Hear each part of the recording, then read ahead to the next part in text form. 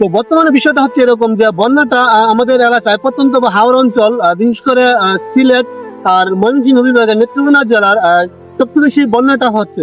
কিন্তু বন্যা হওয়ার কারণটা কি? আগে আমরা দেখতাম বা আমরা যখন ছোট ছিলাম তখন বন্যা হতো না তেমন। তো নামকরা বন্যা ছিল বা 88-র বন্যা, 2004-এর বন্যা, এগুলো নামকরা বন্যা ছিল। বাট এখন এসে বর্তমান যুগে এসে প্রত্যেক বছরই দেখা যাচ্ছে যে সুনামগঞ্জ বা নেত্রকোনা জেলায় এগুলোতে বন্যা হচ্ছে। তো বন্যা হওয়ার কারণটা কি, রিজনটা কি? এখন হয়তো বৃষ্টিপাতটা কম হচ্ছে, আগে বৃষ্টিপাতটা বেশি হতো, বাট তবুও বন্যা হতো না, এখন বন্যা হয়ে যাচ্ছে। সে বন্যা হওয়ার কারণটা কি? আমরা হয়তো অনেকেই বুঝতে পারি না যে কারণটা কি, বা একটু বৃষ্টি হলে বন্যা কেন হয়ে যাচ্ছে। তো বন্যা হওয়ার কারণটা হচ্ছে আপনি যতটুকু ভাববেন যে যে যতটুকু উন্নত হচ্ছে ঠিক ততটুকু তার অধপতন হচ্ছে। আমার কথাটা একটু যুক্তি আছে, আপনি কথাটা মিলাই দেখেন। তো আগে যে রাস্তাঘাট ছিল সেগুলো ছিল মাটির রাস্তা, তো পাক্কা ছিল না, বর্ষা আসলে সেগুলা মানে পানি ভেসে যেত এবং বিভিন্ন খাল নদী এগুলা থাকতো। বাট বর্তমান যুগে এসে এতটাই ডিজিটাল হয়েছে বা এতটা রাস্তাঘাটের উন্নত হয়েছে, যে জায়গায় একটা ব্রিজ দেওয়ার কথা সে জায়গায় শুধু একটা কালভার্ট দিয়ে, মানে কালপাট দিয়ে রাস্তা মানে তৈরি করে ফেলতেছে, রাস্তা উঁচু করে ফেলতেছে, যার ফলে পানি রাস্তা ডিঙ্গিয়ে যেতে পারতেছে না। তো আপনারা হয়তো অনেকেই জানেন যে আমাদের পৃথিবীটা উত্তর গোলার্ধ দিয়ে বা পৃথিবীটা উত্তর দিকে একটু উঁচু, তো দক্ষিণ গোলার্ধ দিয়ে দক্ষিণে একটু হেলা। হ্যাঁ, আমাদের যে বৃষ্টিটা বা পানিটা হয় সেটা মানে প্রতিনিয়ত দক্ষিণ মানে দিকে যাচ্ছে উত্তর দিক থেকে। হ্যাঁ, তো উত্তরটা যেহেতু একটু উঁচু, দক্ষিণটা যেহেতু নিচু, তো সেই ক্ষেত্রে উত্তর দিকে পানিটা দক্ষিণে প্রবাহিত হয় প্রতিটা সময়, বা বৃষ্টি হলে এটা সেম ঘটনা ঘটে।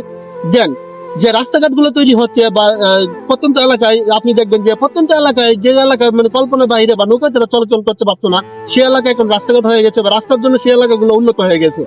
তো যার ফলে যে বাঁধ সৃষ্টি হয়েছে বা বাঁধ যেটা সৃষ্টি হয়েছে, যার ফলে পানি এই পাশ থেকে ওই পাশে যেতে পারে না। আর যে জায়গায় ব্রিজ দেওয়ার কথা সে জায়গায় ছোট ছোট কালভার্ট দিয়ে থাকে। তো ব্রিজ দিলে হয়তো দেখা যাচ্ছে যে যদিও ব্রিজ দিত, তো অল্প কিছু জায়গা নির্মাণ করা হতো, যে অল্প কিছু জায়গা দিয়ে পানি যেত। বাট এখন যে রাস্তাটা তৈরি করা হচ্ছে সেই জায়গায় যে রাস্তাটা পুরো রাস্তাটা, যার ফলে পানি যাওয়ার জায়গা পাচ্ছে না। আর আগে যেটা ছিল মাটির রাস্তা ছিল, পানি আসার ফলে রাস্তাটা ভেঙে যেত আর পানিটা চলে যেত, যার ফলে বন্যা সৃষ্টি হতো না বা বন্যা হতো না। বাট বর্তমানে এসে তো কিশোরগঞ্জের মিটাইনে অষ্টগ্রাম টু রুট যেটা বলে, তো কিশোরগঞ্জের মিটাইন যে রুটটা আছে সেই রুটটা অনেক উঁচু এবং চতুর্দিকে মানে দুদিক দিয়ে ব্লক দিয়ে ঘেরা। সেই রাস্তাটায় কিছু কিছু জায়গায় ছোট ছোট ব্রিজ বা কালভার্ট এইগুলা দিয়ে রাস্তাটা নির্মাণ করা হয়েছে। তো যে পরিমাণ পানি উত্তর থেকে দক্ষিণে যাওয়ার কথা ছিল, সাগরে যে পানি যাওয়ার কথা ছিল, সেই পানি ঠিকভাবে পর্যাপ্তভাবে সাগরে যেতে পারতেছে না, যার ফলে আমাদের নেত্রকোনা বা সুনামগঞ্জ বাসীদের মানে প্রত্যেকটা বছরই বন্যায় প্রবণতা বেশি তীব্রতা দেখা যায় বা বন্যায় পড়তে হয়। হ্যাঁ, তো আমার কথাটা অনেকে মিলিয়ে নিবেন যে কিশোরগঞ্জের মিটাবন অষ্টগ্রাম টু রুট যে রুটটা, এটা অনেক উচ্চ রুট, বা এই পানিটা বা দক্ষিণের পানিটা মানে উত্তর দিকে যে পানিটা আছে সেটা দক্ষিণ দিকে যেতে পারতেছে না, যার ফলে প্রত্যেক বছর বন্যাটা দেখা যায় বা আমরা বন্যার মোকাবেলা করি বা বন্যায় পড়তে হয়।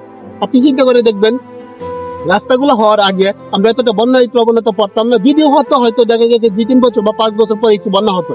বাট এখন প্রত্যেক বছরই বন্যা হচ্ছে বা প্রত্যেক বছরই পানি আসতেছে।